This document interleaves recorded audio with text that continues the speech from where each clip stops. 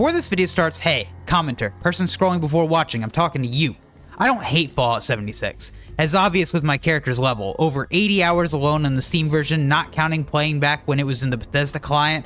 This is simply about my experience with the update, my own experience, not yours or anybody else's. Also, yes, I know this is day one, Reddit, but I was just hoping that this feedback ends up being useful for future days of the update that they're obviously going to implement. Alright, cool. Let's get into it.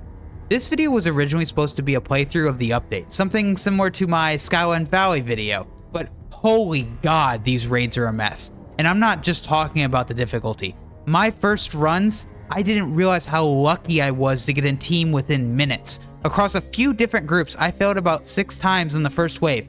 At first this seemed really cool. Finally, Bethesda had added real endgame content that wasn't a cakewalk for experienced players like myself. Now, let me make this clear.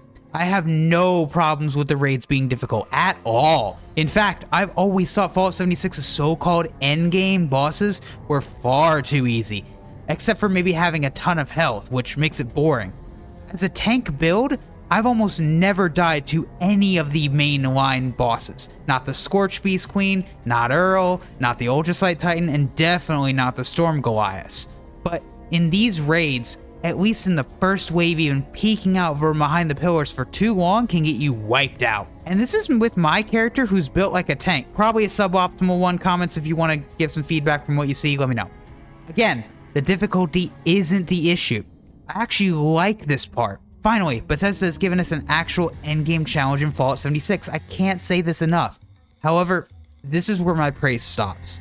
After a few failed attempts, there's a good chance one of your party members will give up and leave, understandably.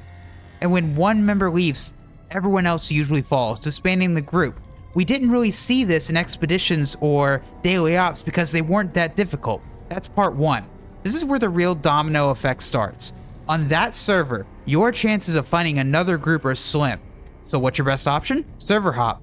And hop, and hop, and hop, and hop, and hop, and hop. You get the idea. In my case, I spent up to an hour just trying to get a team together after those first 6 attempts. Now you might think, why not just make your own team? I did. The problem is that if you're on a full server with no raid teams, or even one full one, most people just don't seem interested in doing a raid as you wait around. At best, you might get 2 of the 3 players that you need.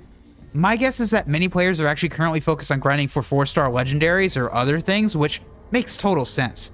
Even if you finally find a raid team after endlessly server hopping, it's often either full or has already started. Oh, and here's a key detail I didn't mention earlier. Unlike other so-called raids or events in Fallout 76, you can't join the Gleaming Depths raid once it's already in progress. I understand why Bethesda did this to prevent people from cycling in mid-raid to help, making it way too easy, given that you only get 1 life per level, and there are 5 levels, and the limit is 4 players. But this design choice comes with a major downside. It adds yet another roadblock to finding a team. For expeditions and daily ops, finding teammates is already a bit of a chore, but not that bad. But now Bethesda has made it even harder by making the raids unjoinable. And again, I get why. It's just adding this unjoinable raid on top of everything else just makes the domino effect even worse. As I said earlier, it took me over an hour to find another team after my first 6 attempts. And what happened when we finally got started? I don't think you can hit these. No. Oh my god, my health. Someone died already, brother! I swear if Bethesda, all they take out of this is the fact that they need to make the thing easier, I'm gonna throw something. That is not the problem with this. I can't get around it. Oh no, this is cooked, chat. We're cooked. Because they're doing good damage to it. This is impossible with one dude, like outright impossible. Yeah. I'm glad my legendary thing came up right when I don't need it. We died instantly. And again, I don't think anything of the difficulty. It's just that it's a domino effect. You're adding this difficulty on top of already having trouble finding teams. It just creates this cycle of taking forever to start a raid and not getting much out of it most of the time. The last thing I want from Bethesda is to make these raids easier. I genuinely hope they don't, and I suspect they will, but what I want instead is a better system for finding raid teams, a queue, or a way to join servers with active raid teams, something that makes it easier to find people willing to run these raids. Sure, The raid team system exists, but it's flawed specifically with these new raids. You end up server hopping for ages, and that's just not fun. And even when you get a team, you're likely to get annihilated instantly.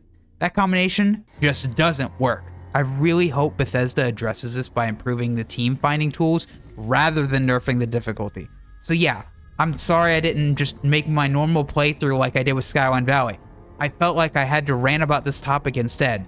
Let me know about your experiences, and feel free to share any advice if you think I'm doing something wrong, whether it was in the raids or with anything I said. Either way, I'll see you in the next video. Now, if you excuse me, I'm off to play more Stalker 2. I've been playing that game so much and I'm so addicted to it. Alright, bye. I like how the lights flicker.